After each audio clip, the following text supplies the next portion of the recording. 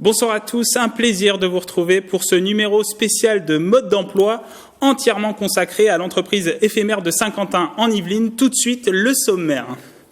C'est une première sur le territoire, l'ouverture d'une entreprise éphémère. Ce concept permet à 50 demandeurs d'emploi d'œuvrer ensemble pour trouver à chacun un emploi. Accompagnés par des coachs, ils s'organisent en service pour répertorier les offres sur le territoire. Nous les avons suivis durant cette aventure de cette semaine. L'heure est au bilan. L'entreprise éphémère Myriad de Saint-Quentin en Yvelines vient de fermer ses portes ce vendredi 26 avril. Ils viennent de quitter leur poste et sont déjà sur notre plateau pour débriefer de cette expérience. Nous recevons trois associés accompagnés de leur coach. Et ils sont là parmi nous. Bonsoir à tous. Bonsoir. Donc il y a Nolwenn, vous avez 30 ans, vous êtes juriste en droit public et vous habitez Montigny-le-Bretonneux. Étienne Ruth, 43 ans, consultant en responsabilité sociétale pour les entreprises. Mirabel Perrault, 36 ans, vous êtes d'Elancourt. Alors vous avez une expérience en téléopération et vous avez participé à l'entreprise éphémère en tant qu'attaché administratif, c'est ça hein? C'est ça. Et la coach Amira Ouarani. Donc ça fait depuis plusieurs années que vous œuvrez pour l'entreprise éphémère partout en France. Bonsoir à vous quatre. Merci d'être sur notre plateau. Et on va commencer avec vous, avant de revoir ces images, Amira Ouarani, sur l'origine de l'entreprise éphémère. Comment est né ce concept, en fait, et comment ça s'est installé sur 50 ans en Yvelines ? Alors, c'est un concept qui a été créé par deux fondateurs, qui sont Céline Garance et Didier Krief. L'aventure a démarré à Arles, et puis par la suite, les deux ont voulu développer leur concept au niveau national. Et pour cela, c'est une rencontre avec deux personnes de BPI Group, le cabinet de conseil RH, donc Sandrine Ginès et Nicolas Marion, qui ont permis vraiment de développer ce concept au niveau national. Et pour Saint-Quentin en Yvelines, donc un très beau soutien de la communauté d'agglo et puis d'autres partenaires, et on l'évoquera peut-être un peu après. On y reviendra, oui, sur Saint-Quentin en Yvelines, qui vous a fourni notamment les locaux, oui. Qui a fait aussi la communication auprès des demandeurs d'emploi du territoire, et puis Pôle emploi aussi. Rappelez Pôle emploi qui est un partenaire privilégié. Oui. Alors donc elle a été lancée le 12 mars dernier, l'entreprise éphémère de Saint-Quentin en Yvelines. Ils sont une cinquantaine de demandeurs d'emploi à avoir rejoint cette structure. Objectif, répertorier les offres de travail sur le territoire et s'exercer dans un seul but, trouver un emploi. Retour sur ces 7 semaines, regardez. Pendant cette semaine, ils sont devenus associés de l'entreprise éphémère Myriad. Une cinquantaine de demandeurs d'emploi ont intégré cette société. Son activité, rechercher les offres d'emploi dans le bassin économique du territoire. Une organisation autour de 6 services et accompagnée par 3 coachs. Pour chaque service, il y a un coach qui va les driver, qui va coordonner l'ensemble du service. Et donc, on va confier telle mission à telle personne. Voilà. On va vraiment cibler en fonction de l'appétence et des compétences des associés. Parmi ces missions, le service face à face assure la prospection directement auprès des entreprises. Ça, c'est une carte qui a été déployée en fait par notre service face à face afin qu'ils puissent repérer le territoire sur lequel ils vont prospecter. Et en fait, ils indiquent par un stabilotage les zones qu'ils ont déjà effectuées ou qui sont en cours de prospection.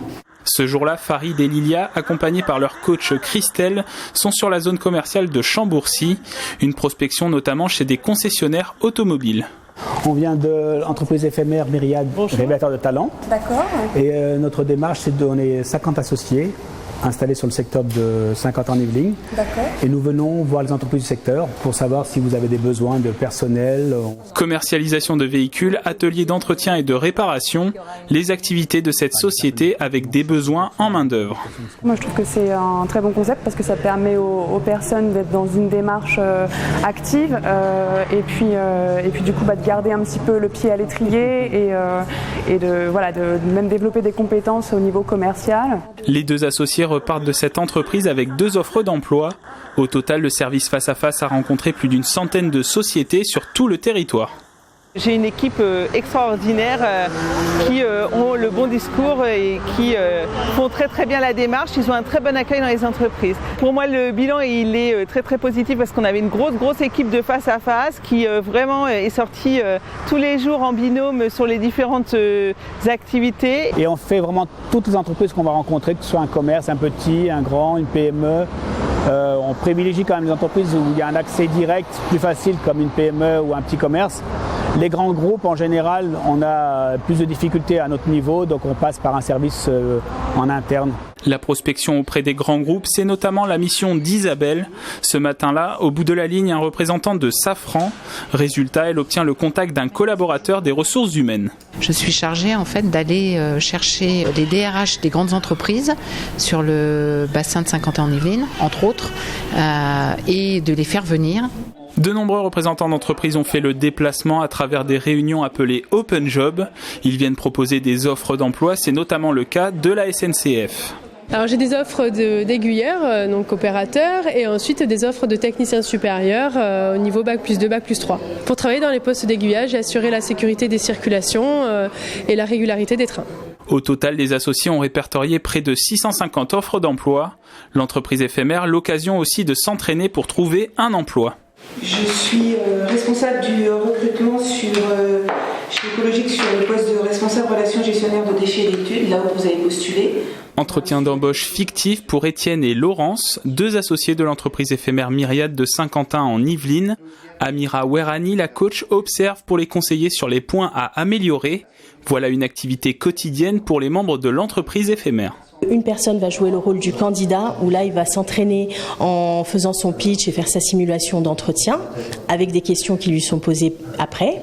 Il y a une personne qui va jouer le rôle du recruteur et comme ça il va donc lancer l'entretien de recrutement et poser les questions. C'est un très bon exercice pour moi d'être du côté recruteur avec une des coachs et de pouvoir aider mes collègues à se positionner sur leur poste et à voir ce qui va moins bien et tendre avec des axes d'amélioration pour les aider. Étienne, lui, joue le rôle du candidat. Dans quelques jours, il a un entretien d'embauche dans une entreprise à Guyancourt. À la fin de l'expérience, 11 membres de l'entreprise éphémère ont retrouvé un emploi. 16 sont dans un processus de recrutement. Et on met à jour les chiffres, donc c'est 15 associés qui ont retrouvé un emploi, oui. Puisqu'il y en a qui ont signé aujourd'hui, c'est ça ? C'est ça. Donc je me tourne d'abord vers vous, Étienne, Ruth. On vous a vu dans le sujet, vous prépariez des entretiens. Alors comment se sont passés ces entretiens réels ? Parce que là c'était fictif mais réel, comment ça s'est passé ? Effectivement, quelques jours après le tournage, j'étais en entretien. Et donc j'ai eu un premier entretien il y a une dizaine de jours qui s'est très bien passé avec 2 dirigeants de l'entreprise. Ils m'ont donné un délai de 15 jours pour me recontacter, me dire ce qu'il allait en être par la suite. 30 minutes plus tard, je recevais un email pour me dire que j'étais invité à passer un second entretien qui a eu lieu la semaine dernière. Et donc là vous êtes en attente d'une réponse, mais qui a l'air plutôt positive. En tout cas, c'est très bien engagé.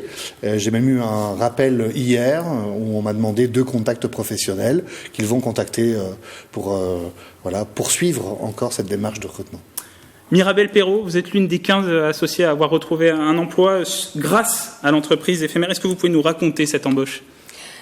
C'est suite à un open job. Donc l'entreprise Progitech est venue se présenter à un open job organisé par l'entreprise. Donc suite à cette présentation, j'ai déposé mon CV et ça m'a permis de les rencontrer directement. Et donc c'est pour un poste quoi ? Progitech, c'est une entreprise ? Alors c'est dessinateur-projeteur. D'accord, c'est quelque chose que vous attendiez à ça au début ? C'était pas mon projet professionnel du départ, donc ça m'a permis de m'ouvrir des portes à certains métiers auxquels je n'aurais pas pensé parce que c'était peut-être pas accessible à ce type de diplôme, au diplôme que j'avais. C'est le bilan que vous faites de votre expérience, vous, dans l'entreprise éphémère ? Oui, un bilan très positif pour moi, pour ma part. Nolwenn Boucher, vous avez 30 ans, alors on vous voit, vous accueillez les représentants d'entreprise. Vous êtes l'image en fait de l'entreprise éphémère de Saint-Quentin en Yvelines en quelque sorte. Je suis une partie de l'image puisqu'on était quand même tous représentants de l'entreprise éphémère. En fait, on est tous associés donc sur un pied d'égalité et notamment aussi avec les coachs. Et donc oui, c'est vrai que c'est moi qui ai beaucoup accueilli, que ce soit les entreprises donc qui venaient en open job, comme a dit Mirabelle, et les institutionnels qui sont venus nous rendre visite, tels que des représentants de Pôle emploi, de la communauté d'agglomération aussi. Enfin voilà. C'est grâce à l'entreprise éphémère que vous avez pris ce côté communication, ouverture vers les autres, ou c'est quelque chose qui était déjà en vous avant ? Alors j'avais déjà un petit peu ça en moi, puisque dans les différentes expériences professionnelles que j'ai eues, j'ai fait un peu d'accueil, et notamment dans les services publics. Donc j'ai vu vraiment des publics très différents. Mais là, disons que ça m'a permis d'avoir plus confiance, d'oser des choses, voilà. Alors on va voir des images, alors ça c'est le dernier jour qu'on voit à l'image, mais on va voir des images du premier jour. On va voir que vous faisiez connaissance, vous étiez en groupe, vraiment, vous commenciez à vous organiser. C'est le jour où vous avez décidé même du nom Myriade. Dans quel état d'esprit vous étiez à ce moment-là et comment vous êtes aujourd'hui? Finalement, comment ça vous a transformé cette expérience? Qui veut commencer sur cette question? Étienne, peut-être? On y va. Alors, la transformation, elle a été en deux temps. La première fois, la découverte de l'équipe, et puis essayer de déterminer où est-ce que je pourrais une place pour être utile pour le groupe, et aussi pour moi, puisque c'est l'un des challenges de l'entreprise éphémère. On est là pour trouver un job pour les autres, mais aussi pour soi, bien sûr. Et puis le deuxième temps, c'était de me perfectionner, et d'aider les autres à se perfectionner sur leur présentation en 3 minutes et sur la conduite des entretiens d'embauche. C'est le côté collectif, vous qui... Exactement. Vous, Nolwenn? C'est aussi cette idée du collectif en fait qui m'a beaucoup intéressée et interpellée dans l'expérience de l'entreprise éphémère. De rencontrer des personnes très différentes et qui nous apportent, en fait, c'est l'échange qui apporte beaucoup. Vous êtes en cours de processus de recrutement? Moi, j'ai des candidatures qui sont en cours. J'attends les retours. Voilà. Et vous, Mirabel, alors vous avez un emploi. Comment ça vous a transformé aussi? Est-ce que vous vous sentez différente par rapport au 12 mars?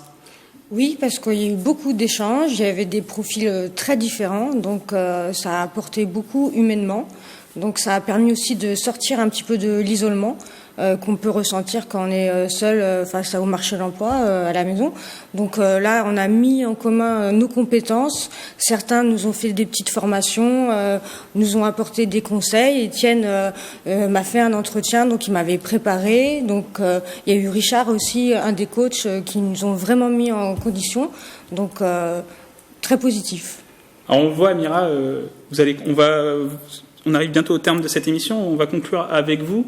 On le voit, c'est plutôt positif. Qu'est-ce que vous retenez à la fois globalement de cette expérience? Parce qu'ils sont 3 aujourd'hui en plateau, mais c'était une cinquantaine au sein de l'entreprise éphémère de 50 ans en Yvelines. Globalement, et aussi sur chacun d'entre eux. Moi, je trouve que globalement, et de manière générale, pour les 50 associés qu'on avait au démarrage, c'est finalement des personnes qui ont énormément évolué entre le démarrage de l'aventure, des personnes qui sont plutôt introverties ou qui n'osaient pas trop, des pertes de confiance, et finalement, progressivement et au fur et à mesure de l'aventure, ce sont des personnes, en fait, c'est pour moi, elles ont éclos, elles ont grandi, elles ont repris confiance en elles, l'estime de soi, la confiance en soi, et puis le job, donc pour une belle partie d'entre eux. Ce sera le mot de la fin. Peut-être vous allez revenir parce que les élus de Saint-Quentin veulent trouver positif cette expérience. Est-ce que vous allez revenir? Avec grand plaisir, si on nous accueille les bras ouverts comme on l'a fait jusqu'à présent. Je vous remercie à tous les 4 d'être venus sur notre plateau et merci à vous de nous avoir suivis. On se retrouve le mois prochain pour un nouveau numéro. À bientôt sur TV78.